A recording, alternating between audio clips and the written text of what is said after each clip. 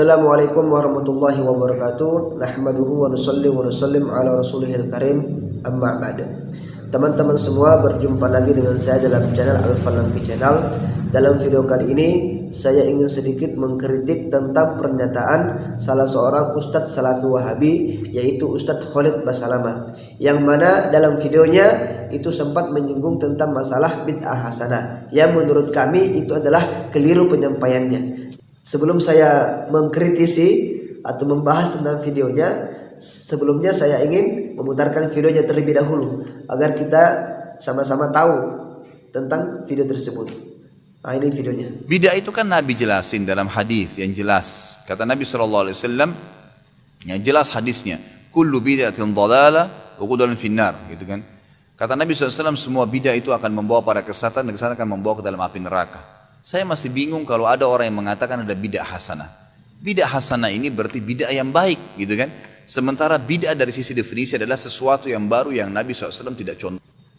Itu tadi teman-teman, video dari Ustadz Khalid Basalamah.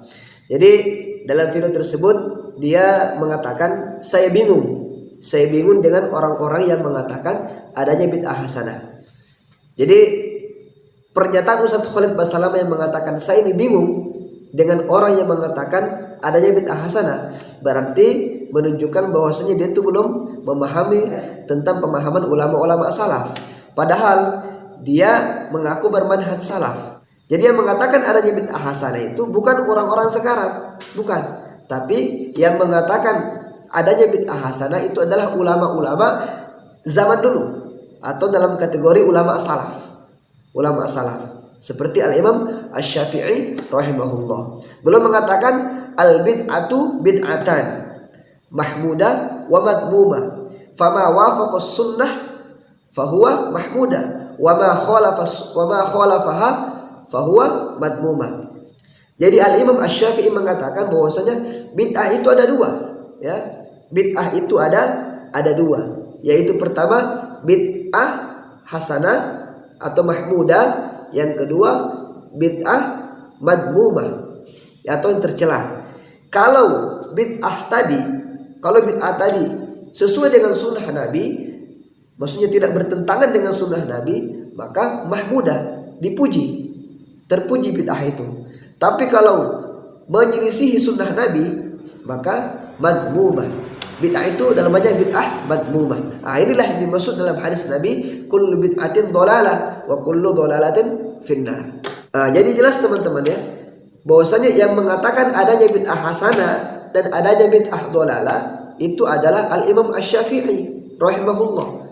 Bahkan Al-Imam Al-Baihaqi dalam kitab Manaqib Al-Imam Asy-Syafi'i belum menyindir pendapat Imam Syafi'i. Belum mengatakan al-muhdatsat dorban ma uhditsa bima yukhalifu kitaban aw sunnatan aw atharan aw ijma'an fahadhihi bid'atud dhalal wa ma uhditsa minal khair la yukhalifu syai'an min dzalik fahadhihi muhdatsatun ghairu madmumah. Jadi Al-Imam Al-Hafidz Al-Baihaqi dalam kitab Manaqib Asy-Syafi'i belum mengatakan muhdats itu ada dua. Jadi perkara yang baru itu ada dua. Yang pertama, sesuatu yang baru yang dikerjakan yang bertentangan dengan Al-Quran, Sunnah, Athar atau Ijma', maka ini namanya bid'ah dhalalah. Jadi bid'ah dhalalah itu bertentangan dengan kitab Allah, bertentangan dengan Sunnah Nabi, bertentangan dengan Athar, dan bertentangan dengan ijma'nya para sahabat. Itu namanya bid'ah dhalalah. Sementara sesuatu yang baru, yang baik dan tidak bertentangan dengan Al-Quran, dengan Sunnah, dengan athar dan atau ijma', maka itu dinamakan bid'ah hasanah atau mahmudah. Tidak bisa dikatakan bid'ah dhalalah. Dalilnya mana? Belum mengatakan adanya bid'ah hasanah. Dalilnya banyak. Di antaranya adalah hadis yang populer tentang salat tarawih. Tentang salat tarawih 20 rakaat yang diimami oleh satu orang. Jadi waktu itu di zaman Sayyidina Umar, salat tarawih itu disatukan dalam satu tempat, kemudian diimami oleh satu orang. Waktu itu yang menjadi imam adalah Ubay bin Ka'ab kalau nggak salah. Jadi Ubay bin Ka'ab menjadi imam sholat taraweh. Kemudian setelah itu Sayyidina Umar mengatakan, ni'matul bid'ah hadhihi. Sebaik-baik bid'ah adalah ini. Nah, kemudian dalilnya lagi mana? Hadis Nabi SAW, man sanna sunnatan hasanatan falahu ajruha wa ajru man amila biha bighairi ayyan kusumin ujurihim syai'an. Nabi bersabda, barang siapa yang memulai perbuatan baru yang baik, ya, barang siapa memulai perbuatan baru yang baik, falahu ajruha wa ajru man amila biha, maka baginya adalah pahalanya dan pahala orang yang mengikutinya, bighairi ayyan kusumin ujurihim syai'an, tanpa mengurangi pahala mereka sedikit pun. Jadi kalau kita mengerjakan satu amal kebaikan dan belum pernah ada contoh sebelumnya dan ada orang yang mengikutinya, maka dia mendapatkan pahala dan dia mendapatkan pahala orang yang mengikutinya itu tanpa mengurangi pahala mereka sedikit pun. Berarti kan Nabi telah menaskan, Nabi telah meresmikan adanya bid'ah hasanah. Karena bid'ah itu sendiri dalam segi bahasa adalah kullu syai'in uhditha ala ghairi mithalin sabaqah. Segala sesuatu yang dibuat atau diciptakan yang sebelumnya belum pernah ada contoh. Maka kalau kita mengartikan kullu bid'atin dhalalah, semua bid'ah adalah sesat, maka itu adalah terjemahan yang keliru. Kenapa? Karena banyak sekali perbuatan-perbuatan yang baru yang belum pernah ada contoh itu dikerjakan di zaman sekarang. Kalau kita mengatakan kullu bid'atin dhalalah, berarti semuanya masuk neraka. Baik bid'ah itu hasanah maupun dhalalah. Maka para ulama membagi bid'ah itu ada dua. Yang mahmudah, madmumah, yang baik dan yang buruk, hasanah dan dhalalah. Yang dimaksud Nabi masuk ke dalam neraka adalah bid'ah dhalalah. Sedangkan bid'ah hasanah itu adalah pahala bagi mereka yang mengerjakannya. Kemudian bagaimana mengartikan lafaz kullu bid'atin dhalalah yang benar? Jawabannya ya, jangan mengartikan kullu itu semua. Kenapa? Karena tidak semua juga lafaz kullu diartikan semua. Dalam Al-Qur'an Allah Subhanahu wa taala berfirman, "Wa ja'alna minal ma'i kulla syai'in hayy." Kami menjadikan segala sesuatu yang hidup itu dari air. Allah berfirman, kami menjadikan atau menciptakan semua sesuatu itu dari air. Ini kalau kita artikan kullu itu semua. Nah, padahal kenyataannya tidak semua dari air. Contohnya manusia dari tanah, jin dari api, iblis dari api, kemudian malaikat dari cahaya. Berarti kan kullu di situ tidak bermakna semua, tapi sebagian. Maka arti yang tepat dalam ayat tersebut adalah kami menjadikan sebagian perkara yang hidup itu dari air.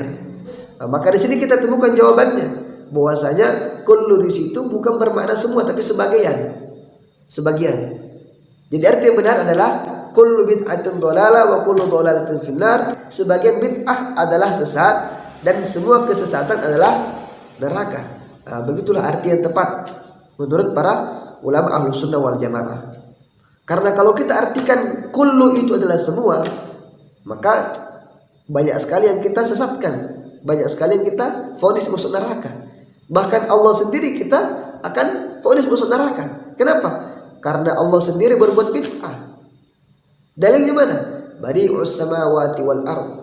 Allah Subhanahu wa taala menciptakan langit dan bumi yang sebelumnya itu belum pernah ada contoh. Nah, ketika Allah menciptakan langit dan bumi, baru langit bumi itu ada. Berarti penciptaan Allah terhadap langit dan bumi itu bid'ah yang sebelumnya belum pernah ada contoh. Makanya di antara nama-nama Allah itu ada namanya Al-Badi', Maha Pembuat Bid'ah. Ya, Maha Pembuat Bid'ah. Maksudnya Allah Maha menciptakan segala sesuatu yang sebelumnya belum pernah ada contoh. Maka kita tanpa terasa kita memasukkan Allah juga ke dalam kesesatan itu. Masa Allah Subhanahu wa taala kita sesatkan, kita vonis masuk neraka? Kan enggak. Jadi sekali lagi saya tekankan bahwasanya arti atau makna yang cocok dalam hadis tersebut bukan semua bid'ah sesat, tapi sebagian bid'ah adalah sesat. Yang sesat bid'ah yang mana? Ya bid'ah dhalalah pastinya, yang menyelisih sunnah dan menyelisih Al-Quran. Itulah bid'ah yang sesat. Contohnya bid'ah sesat bagaimana? Contohnya ya pemahaman-pemahaman yang keliru, mujassimah, menjisimkan Allah, menganggap Allah punya tangan, menganggap Allah punya kaki, menganggap Allah punya kepala. Ini adalah bid'ah. Karena pemahaman seperti ini belum pernah ada di zaman sahabat, zaman Rasulullah, zaman tabi'un tabi'in, belum pernah ada. Maka pemahaman mujassimah itu adalah pemahaman yang bid'ah. Inilah diancam oleh Nabi tentang kullu bid'atin dhalalah wa kullu dhalalatin finnar. Di antara pemahaman yang bid'ah juga bagaimana? Ya, Jabariyah, Qadariyah, nah, itu semua adalah bid'ah, dhalalah semua. Itulah diancam oleh Nabi. Tapi kalau perayaan Maulid, tahlilan, kemudian berzanji, ini semua kita tidak bisa katakan bid'ah dhalalah. Kenapa? Karena perayaan-perayaan tadi, acara-acara tadi, tahlilan, maulidan, berzanji, itu tidak ada satupun yang khalifus sunnah, tidak ada. Tapi semua itu waqafus sunnah. Tahlilan, dari segi mana tahlilan itu kita mengatakan bertentangan dengan sunnah? Kemudian maulidan, dari segi mana maulid itu bertentangan dengan sunnah? Kan tidak ada. Masa kita mengatakan sholawat kepada Nabi itu bertentangan dengan sunnah? Kan tidak. Masa kita mengatakan baca la ilaha illallah itu bertentangan dengan sunnah? Kan tidak. Masa kita mengatakan mengirimkan doa kepada mayit, kemudian membacakan Al-Quran kepada mayit itu bertentangan dengan sunnah? Ya kan tidak. Berarti betullah perkataan Al-Imam Asy-Syafi'i bahwasanya bid'ah itu ada dua. Kalau bertentangan dengan sunnah masuk dalam kategori bid'ah tercela atau dhalalah. Tapi kalau mencocoki sunnah, tidak bertentangan dengan sunnah, maka masuk dalam kategori bid'ah hasanah. Bid'ah hasanah dalam artian boleh kita kerjakan. Nah, jadi intinya Ustadz Khalid Basalamah ini sebenarnya tidak terlalu memahami tentang pernyataan ulama-ulama salaf. Maka pernyataannya yang mengatakan bermanhaj salaf itu salah. Ya, kenapa? Karena dia sendiri tidak memahami, bahkan mengingkari pernyataannya ulama salaf. Dia lebih dominan ke pemahamannya Ibnu Taimiyah dan Muhammad bin Abdul Wahhab. Berarti dia bukan pengikut manhaj salaf, ya tak? Dia bukan pengikut manhaj salaf. Jadi salaf yang asli itu adalah kita ini yang mengikuti pendapatnya ulama-ulama mazhab.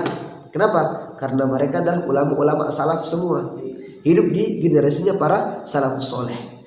Semoga video ini bermanfaat bagi teman-teman semua. Assalamualaikum warahmatullahi wabarakatuh.